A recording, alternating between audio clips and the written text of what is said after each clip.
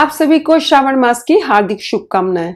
आप सभी के जीवन में माता पार्वती और भगवान शिव की कृपा सदैव बनी रहे, ऐसी मेरी शुभकामनाएं हैं। मैं डॉक्टर मनीषा शर्मा आप सबका हृदय से स्वागत करती हूँ। आज के इस वीडियो में मैं आपको कैसे शुरू हुए थे सावन के सोम व्रत, भगवान शिव ने कैसे दिया था एक अभागन को सुहागन का आशीर्वाद, इस पवित्र कथा को सुनाऊंगी। हिंदू धर्म में सावन व्रत रखे जाने वाले सोमवार का खास महत्व है। मान्यता है कि शिव व्रत रखने से हर मनोकामना पूरी होती है और सभी पापों से मुक्ति भी मिलती है। सोमवार व्रत अगर आप रख रहे हैं तो कुछ नियमों का पालन करने के अलावा कथा जरूर पढ़नी जरूरी है। पुराणों में भी सावन सोमवार की कथा सुनने का लाभ वर्णित किया गया है। तो चलिए अपने इष्ट देव को प्रणाम करते हुए आज की कथा का शुभारंभ करते हैं। एक नगर में वृद्धा स्त्री अपने 2 पुत्र व 1 पुत्री सहित रहती थी। उसके तीनों बच्चों का ही विवाह नहीं हुआ था। वृद्धा स्त्री धार्मिक प्रवृत्ति की थी और नियमित मंदिर जाकर भगवान शिव की आराधना करती थी। एक दिन वह अपनी पुत्री व पुत्रों को भी मंदिर साथ ले गई। पूजा के बाद वृद्धा स्त्री ने पंडित जी से बच्चों को आशीर्वाद देने के लिए कहा। उन्होंने पुत्रों को तो कई आशीर्वाद दिए, लेकिन पुत्री को नहीं। तभी वृद्धा स्त्री ने पूछा कि आपने लड़कों को तो आशीर्वाद दिए, लेकिन पुत्री को कोई आशीर्वाद क्यों नहीं दिया? तभी उन्होंने कहा कि मैं इस बच्ची को सुहाग का आशीर्वाद नहीं दे सकता, क्योंकि इसके भाग्य में सुहाग का सुख नहीं है। इस पर वृद्धा स्त्री बोली कि कृपया इसका कोई उपाय बताएं। तभी पंडित जी ने कहा कि एक उपाय है, लेकिन अत्यंत कठिन है। यहाँ से 7 समुद्र पार रमणीक नगर में सोमपत्ती नाम की एक स्त्री रहती है। उसके 100 पुत्र हैं। ये बालिका जाकर अपनी सेवा से उस स्त्री को प्रसन्न करेगी तो वह प्रसन्न होकर सुख प्राप्ति का आशीर्वाद देगी।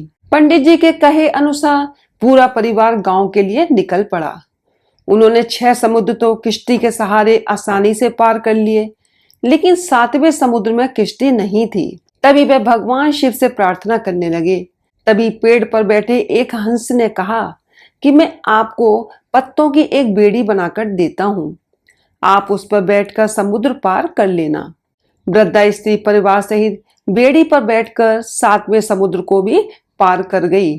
थोड़ी दूर चलने के बाद उसने सोमपत्ती व उसके पुत्र व बहुओं को देखा। पूरा परिवार सोमपत्ती के घर के पास छिपकर रहने लगा। सोमपत्ती रोज सुबह स्नान करने के लिए नदी के तट पर जाती। तभी वृद्धा स्त्री की पुत्री उनके घर जाकर झाड़ू, चौका, बर्तन आदि साफ करके वापस आ जाती। महीनों तक ऐसा ही चलता रहा। सोमपत्ती सोचती थी कि रोज ऐसा कौन कर जाता है। तभी एक दिन उसकी आंख देर से खुली, लेकिन वृद्धा स्त्री की लड़की समय पर आकर घर का सारा काम करने लगी। तभी सोमपत्ती ने पूछा, बेटी तुम कौन हो? यहाँ किस लिए आई हो? तुम्हें क्या चाहिए? सोमपत्ती के वचनों को सुनकर लड़की उसके चरणों में गिर गई। सोमपत्ती ने अर्ध निद्रा अवस्था में ही उसको दूधवती, पुत्रवती और सौभाग्यवती होने का आशीर्वाद दे दिया।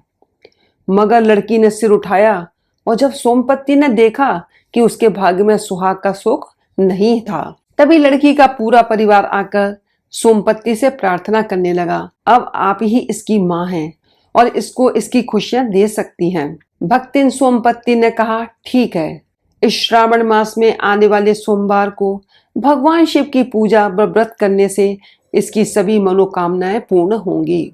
श्रावण मास के पहले दिन लड़का ढूंढना, दूसरे सोमवार सगाई करना, तीसरे सोमवार शाही चिट्ठी भेजना और चौथे सोमवार बारात मंगवाना। सोमपत्ती का आशीर्वाद प्राप्त कर पूरा परिवार गांव लौट आया और उनके कहे अनुसार ही किया। जैसे ही लड़की की बारात आई और लड़का लग्न मंडप में बैठा तो वह मृत्यु तुल्य अवस्था में पहुंच गया। बाराती व रिश्तेदारों में कोहराम मच गया। सभी रोने लगे और लड़की को उल्टा कहकर ताने देने लगे। लड़की मनी मन में भगवान शिव व माता पार्वती को याद करने लगी, हे भोलेनाथ, कृपया मेरे सुहाग को जिंदा कर दीजिए। वही लड़की का परिवार सोमपत्ती को याद करने लगा।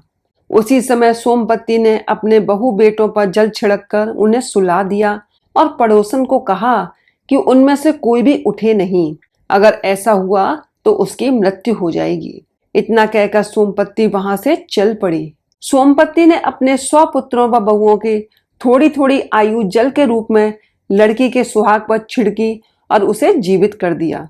इसके बाद शादी खुशी खुशी संपन्न हुई और लड़की परिवार व सोमपत्ती का आशीर्वाद लेकर विदा हो गई। उसके बाद सोमपत्ती अपने नगर लौट गई और लड़की हर श्रावण माह में भगवान शिव के व्रत रखने लगी। इस तरह जो भी व्यक्ति विधि विधान से भगवान शिव की आराधना करता है और सोमवार व्रत की कथा को सुनता है, भोलेनाथ उसकी सभी मनोकामनाएं पूर्ण करते हैं। बोलो शंकर भगवान की जय हो। बोलो हर हर हर महादेव।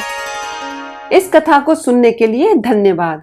यदि आपको ये वीडियो पसंद आई हो तो इसे लाइक करें, शेयर करें, हमारे चैनल को सब्सक्राइब करें तथा बेल आइकन को प्रेस करें ताकि आप हमारे आने वाले वीडियोस को भी देख सकें। हर हर महादेव, जय भोलेनाथ।